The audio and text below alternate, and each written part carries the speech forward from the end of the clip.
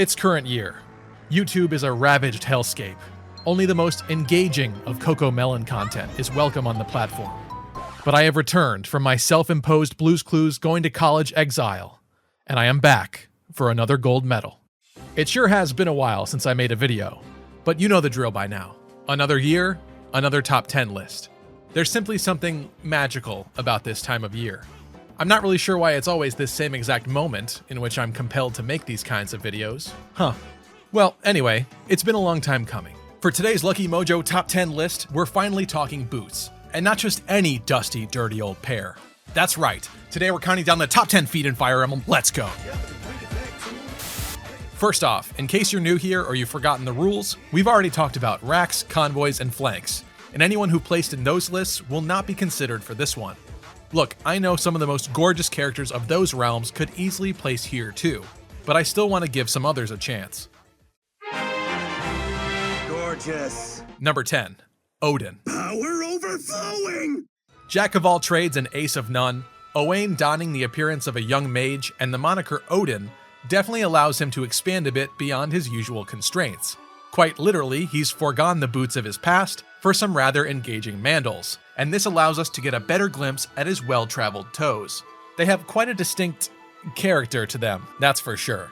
These feet traveled time and space to get to you, but you will have to put up with his role-playing theatrics in order to enjoy them.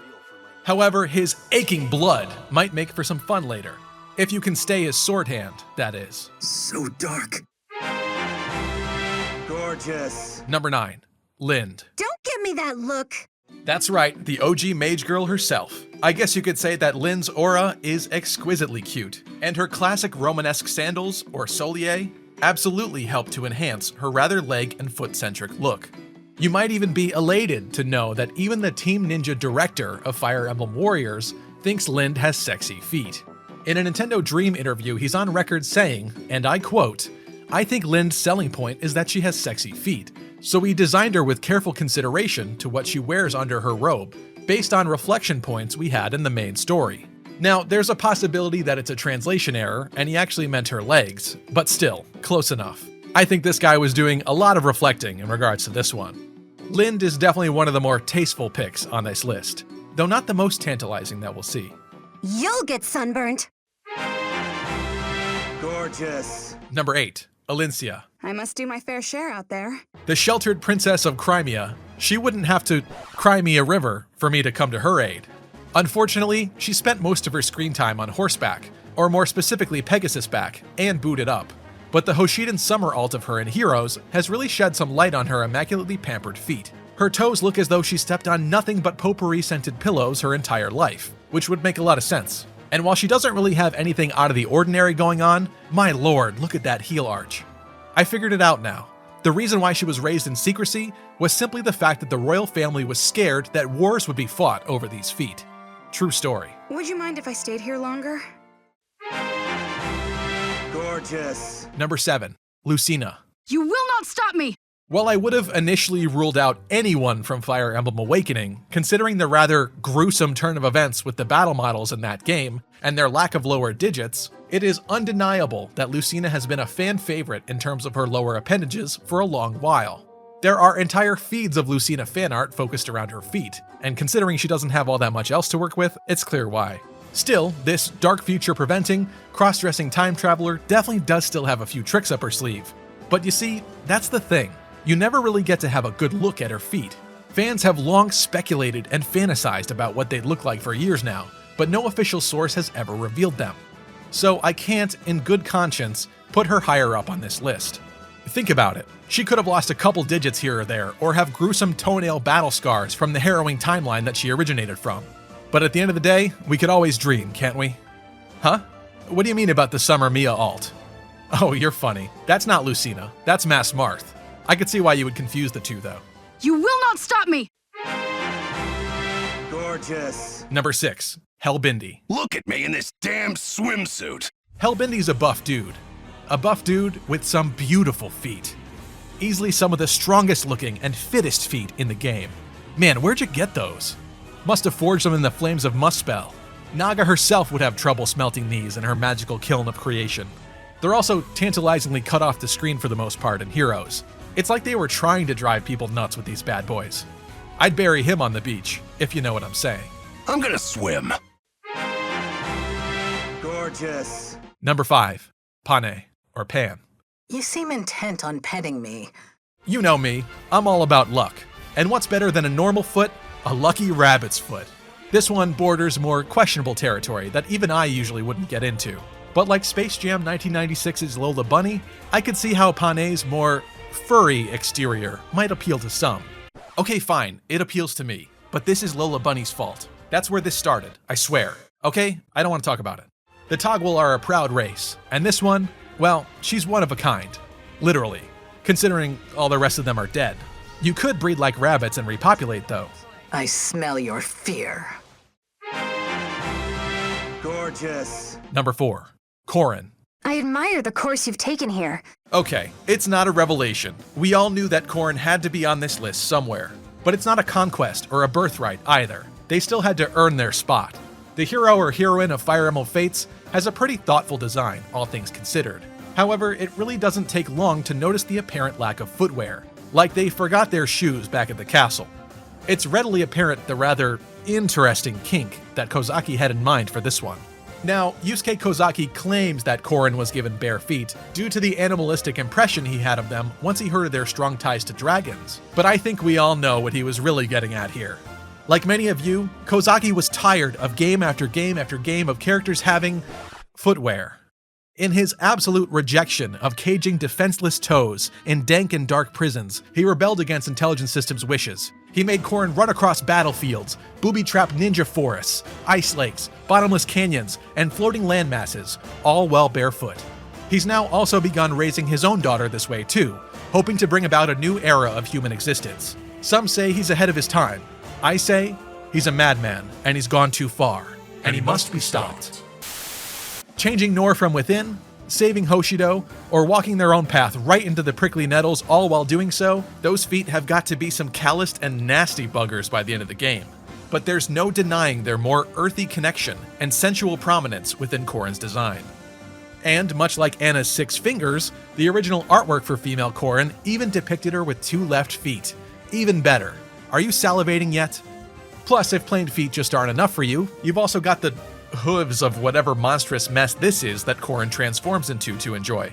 And most importantly of all, Corrin is ready to smash. This is the path I chose. Gorgeous. Number 3. Duma. First for me. The god of strength is also the god of succulent toes. These are some powerful feet, and mandals. You simply cannot deny their imposing presence. His glorious extremities have definitely caught my eyes more than a couple times. On top of that, as we mentioned last time, Duma has the added bonus of being able to turn his feet into slime. I could see a lot of possibilities there. Heck, his physical attack in this form is called Tentacle. What more could you possibly want? This fell god is making me fall hard. You are the only one who has ever touched me. Gorgeous. Number 2. Azura, or Azura. So that's how I'm known in this world. Whether or not it was the developers keenly excited to show off their newly enhanced models that now featured feet, Azura is strangely not the only Fates character to ditch the Nyx and go barefoot. Regardless, this does contribute to her rather ethereal and angelic essence, and has definitely contributed to her focus in the foot fandom and on this list. However, I'm sure it also helps that we have full CG cutscenes of her tantalizingly dancing, as onlooker Daddy Garen makes groans of increasing comfort. All of this wrapped together enhances her appeal even further. You may be the ocean's gray waves, but she's the ocean's pale tootsies. Care for an encore? Like all Lucky Mojo videos, it's now time for some honorable mentions that I wanted to focus on for today's video. Silvia. Silvia's got some of the cutest feet around. There are several dancers like her that could also have easily placed here with some very nice feet each their own. However, it's hard to argue that their dancing and feet were highlighted more than Azura's, or fancier than Azura's, so it's quite a challenge to place them without seeming repetitive. Fiora. While there's not too much to go on here, point blank, Fiora's got some of the cleanest feet in the game. They just look so nice. They may not be the best ever, but they're solid. Nyx. Nyx could have easily placed on this list. I'm sure some of you were even rooting for her to be on here. But the curious case of her older woman stuck in a younger girl's body syndrome, the permanent youth curse situation, makes this one really questionable morally. So I'm gonna sidestep that, just like how Fate sidesteps having a good story. Get that out of here. Sothis. This one's pretty similar to Nyx. Though she's a goddess and practically a grandma, it's a little weird that she appears so young. But if Divine Pulse could move time forward, perhaps. Laegjarn. Laegjarn placed well in another list, but if her summer alt is any indication, she does happen to feature some particularly cute and dainty feet. And trust me, after the incident with her, she needed some ocean water. Badly. Similarly, Gunnthra also placed well elsewhere and also happens to have some pretty cute and dainty feet too. However, these toes are probably frostbitten nubs at this point, thanks to the environment in Nifl. Dorothea. If I'm not mistaken, Dorothea is probably one of the very few characters to actually have painted toenails in all of Fire Emblem. Her feet are pretty too. However, I feel like she belongs on another list, so we'll save her today. Gorgeous. And last but not least, we're finally here at number 1. I bet you thought I was on some Shura, huh? Like you'd get through this whole video just to find out that Mr. Exchange My Life for Some Boots would be number 1, huh? You think you're clever? No.